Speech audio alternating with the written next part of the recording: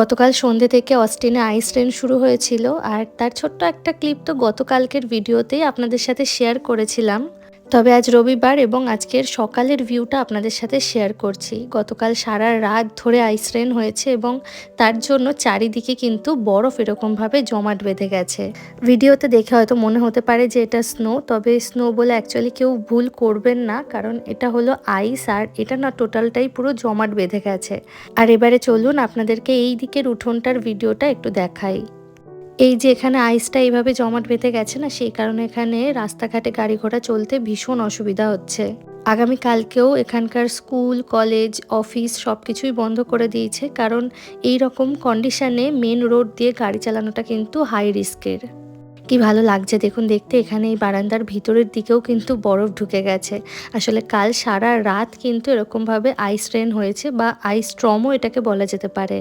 জার্মানিতে যখন স্নোফল হতো তখন হাঁটাহাঁটি করলে ওখানে ফিল হতো যে পাটা খানিকটা মানে কিছু ইঞ্চ মতো ভেতরে ঢুকে যাচ্ছে, কিন্তু এখানে কিন্তু সেই ফিলটা আপনি পাবেন না, কারণ এটা পুরোটাই জমাট বেঁধে গেছে, একদম আইস হয়ে গেছে।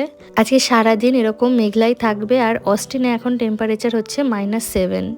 আজ এখানে রোদ্দুর ওঠার কোনো রকম চান্স নেই। কালকে শুনছি টেম্পারেচার আরও ফল করবে, মানে এই আইসটা গলতে কিন্তু এখনও মোটামুটি 2 থেকে 3 দিন সময় লাগবে।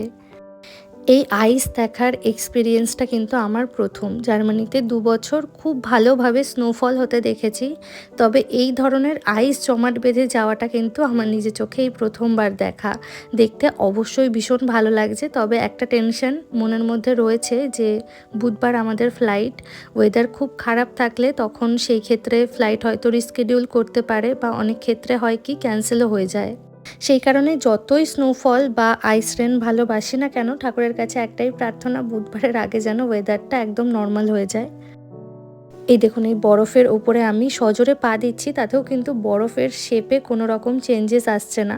মানে বুঝতেই পারছেন যে কিভাবে জমাট বেঁধে রয়েছে, আর এই ধরনের জমাট বাঁধা বরফে না স্লিপ করে যাওয়ার চান্সেস অনেকটা বেশি থাকে। আর সেই কারণেই এই আইসে গাড়ি চালানোর সময় কিন্তু অনেকটা সতর্ক থাকা প্রয়োজন, কারণ আইসে একবার স্কিড করে গেলে গাড়ি কিন্তু তার নিজের কন্ট্রোল হারিয়ে ফেলে। আমেরিকা থেকে যারা আমার ভিডিও দেখছেন তারা কিন্তু অবশ্যই জানাবেন আপনাদের ওখানে ওয়েদারের এখন কেমন কি অবস্থা।